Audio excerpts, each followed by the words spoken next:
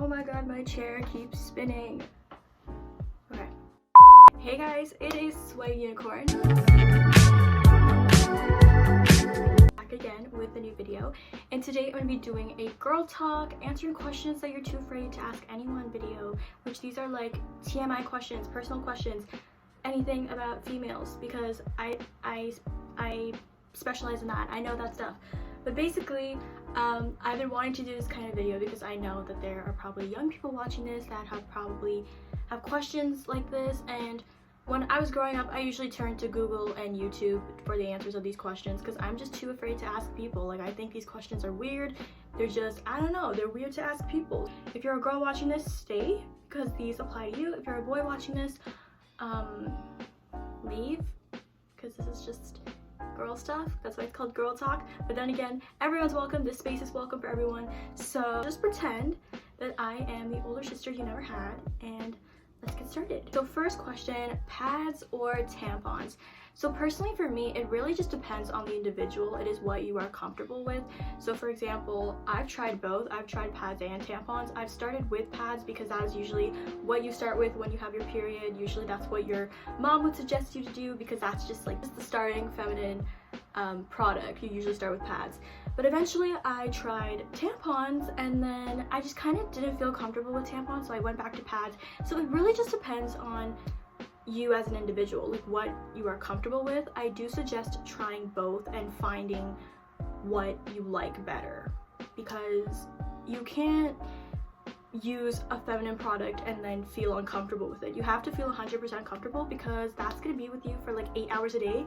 So yeah, just find what you're comfortable with and roll with it. Sometimes you may need to switch between products if you're not like comfortable, which is totally fine. That happened to me. I had to switch in between. Literally find one that is comfortable for you and just stick with that, and you'll be fine. It just depends on the person. Find your comfort and stick to that. And next question is how to cut off a toxic person in your life. So toxic people are present in your life, whether you acknowledge it or not. It is just hard to see the signs. And these are the type of people who manipulate you, they invalidate your feelings, they don't care for your needs, they neglect your feelings, they just don't care for you, and they manipulate you along the way. And some people find it hard to notice it, which is perfectly fine, because at first you don't notice these people, but once you see the red flags and those signs, you start to realize like, oh, this person is bad for me. And these type of people are the people that make you feel terrible. They make you feel like shit every day. Whenever you see them, they make you feel bad. They make you have negative feelings toward yourself because of how they treat you or how they talk to you. So a way to cut them off in your life is to first acknowledge what they're doing, acknowledge the situation, and understand like what they're doing. Secondly, try to distance yourself, whether this could be, you know, you're minimizing your communication with them, and then completely, slowly, gradually cut off that communication with them. So start by, maybe if you text them every day, maybe cut that texting down to maybe like twice a week. Really slowly cut off communication with them, and then distance yourself from them. Don't go near them, don't talk with them, because that's what fuels them. That's what gives them energy. If you keep talking to them, they're gonna be like, oh, they're perfectly okay with this, I'm gonna keep being toxic with them. Just try to distance yourself as much as you can with them, and it'll slowly turn into you leaving their life. And I remember having a toxic friend in my life, and we knew that it was both bad for us to be friends, so we eventually distanced ourselves from each other, and now we're complete strangers, which kind of sucks, honestly. I think about it, I'm like, wow, I used to have so much memories with this person, but they were absolutely terrible to me. And it's important to realize how they treat you. Make sure your feelings are validated, because you're so important and your feelings matter. Do not let anyone tell you that they don't matter, because they do. You do. You're a human, you feel things, and if a person is trying to take that away, if they're trying to hurt you negatively and you're having a bad outlook on yourself, that's just not the people you need in your life. You need positive energy. You don't need that negative people in your life. So yeah, distance yourself and understand the situation, and just respect boundaries with these people. They're toxic, you don't need them. Hasta la vista, leave them. Next question, is it okay to send nudes? Okay, so this type of question is kind of not controversial, but it's kind of iffy on the topic. Personally, I think everyone is allowed to express themselves in any way they want, whether it is the clothes they wear, how they anything, clothes they wear, sending nudes, any of those things. That's how you express yourself, and that's totally fine. I think as long as you're happy, that's all that matters. But I think in the end, there has to be a responsibility that comes with it, because sending nudes, especially during the digital age that we are living in, especially that social media is within our lives literally 24/7, it is so scary nowadays to ever send nudes, because it could get into the hands of the wrong person.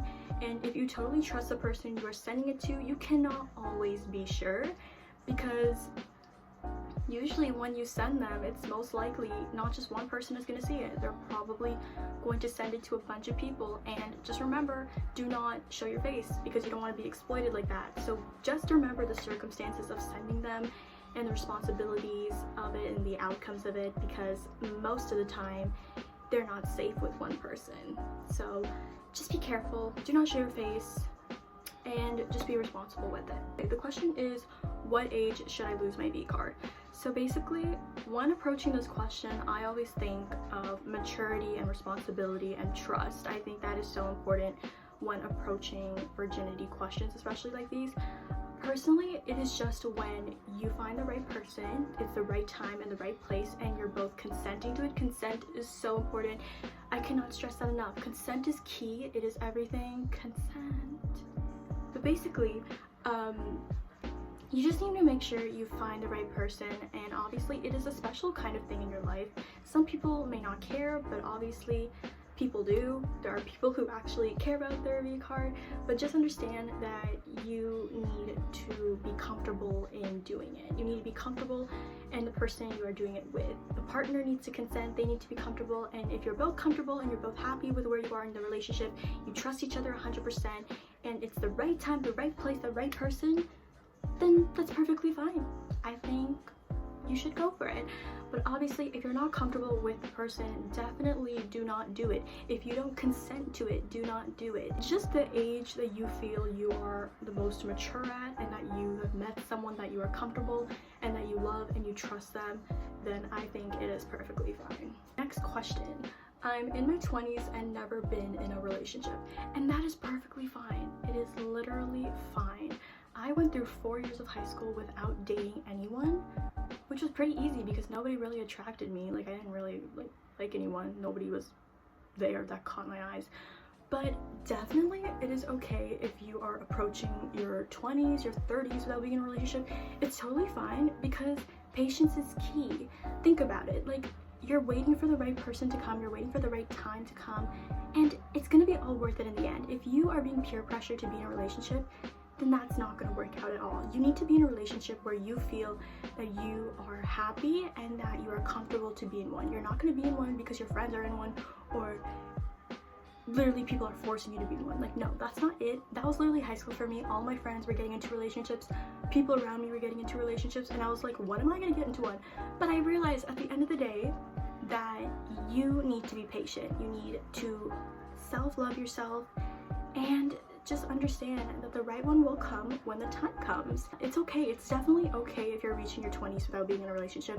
It is no harm done. I don't think people even care about it. When it's your time for a relationship, it'll be your time, and God is just waiting for the right person to come into your life, and good things will happen to you. Just don't stress about it. Literally, don't stress. Do you use birth control, and does it affect your period? Yes, I have used birth control in high school, not for the reason that you think so. I used it for my periods because it wasn't regulated. I remember my period was not coming consecutively. Like, it was coming every 6 months. Like, it was that bad. Like, I was going through 6 months without a period, and that's when I realized, like, oh shoot, there is something wrong with me. So I go to the doctor. Well, first I told my mom, and she's like, okay, we're gonna go to the doctor. And then I told my doctor, and she prescribed me with birth control pills. And basically, yes, it affects your period in ways that it regulates it. It allows your period to come every month, so it's like in a cycle as it should be, because your period should come every month. If you miss a month, that's perfectly fine, because there's different factors that can affect that. If you're not getting it after 5 months, then definitely get on some birth control pills. I've been on it for 1 year and it has helped me a lot. Right now my periods are quite regular. If your parents are very strict on it, just explain like this is for your body, not for anything else. And a bonus with birth control pills is that they help clear up your skin. So it's like you get 2 things in one. Like first you regulate your period and then you get your face clear. When is it okay to have sex? As I said with my last question about virginity, it is just when you are comfortable and the person that you found and you trust and love is comfortable with it. There's no time frame in telling you when to have it. It is just when you find that person and you feel 100% comfortable with them and you trust them, and it's mutual feeling. Like you both feel the same way about each other and you're comfortable in doing it, and I think that is the perfect time to have it. There's no time frame. It is just when the right person comes into your life and you feel comfortable with them and they feel the same way. Trust, respect, communication, and comfort is so important. Remember that. How to get over a crush.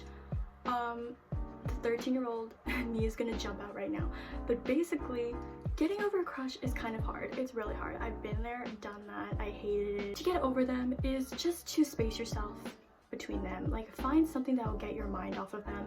Find a hobby, do something that will just clear your mind from them.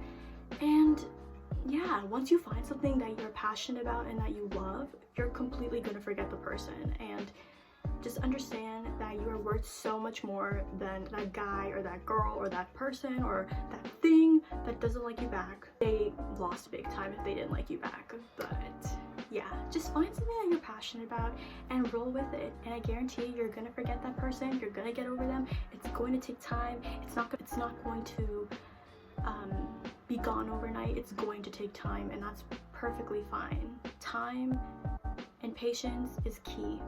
What was it like when you got your period? I got my period when I was 12, so like grade 6. I didn't really feel anything. You just bleed for a couple of days and then you're fine. Like I remember a lot of people were getting it, or like some of my friends got it late, some of them got it early, which is perfectly fine. We all have different bodies. Our bodies menstruate differently, so it's not like we're all gonna get it at the same time. No. But actually, yeah, it did not hurt. You just bleed, you use a pad, and you're perfectly fine. Occurrences when you get your period is you would get acne. That's how most of my acne comes, is because of my period. You would get mood swings. That's why a lot of guys are like, oh, why are you so pissed? Are you on your period? Well, yes, it's because I'm on my period. So mood swings, cramps, definitely you will get cramps. I have never got cramps in my life, but a lot of my friends has. I don't know why I never got cramps. That's basically periods. Last question, is it okay to have stretch marks? When is it not okay to have stretch marks? Stretch marks are so beautiful. They are so normal, and it is just the stretching of your skin. It's nothing, it's not ugly. It's definitely not ugly. You should not feel like, you should not have any negative feelings about yourself if you have stretch marks. I have stretch marks. I think everyone has stretch marks. They're beautiful. Don't even worry about it. Don't even question if it's okay to have it, because it's 100% okay to have stretch marks. It should not be something you're ashamed of. It is completely fine. It's completely normal. Let's normalize stretch marks, because I think, like, why does it need to be questioned? It is so beautiful. And that's on period. Okay, so that is basically me answering these girl TMI questions. Hopefully they are helpful. Hopefully I gave you some good advice and made you feel like there's nothing to be ashamed of in your life, because all of these occurrences are completely normal and they're completely valid. It is okay to feel these feelings. It is completely fine. It's completely normal. So I just want to end off on a high note. You are beautiful. Whoever is watching this. Oh my god, my foot is cramping so bad. My foot's asleep, but it's cramping really bad. Hopefully this video is helpful, and if you have any more questions, just put them in the comments below and maybe I'll make a second part to this. I don't know, but I'll see you next time. Bye guys!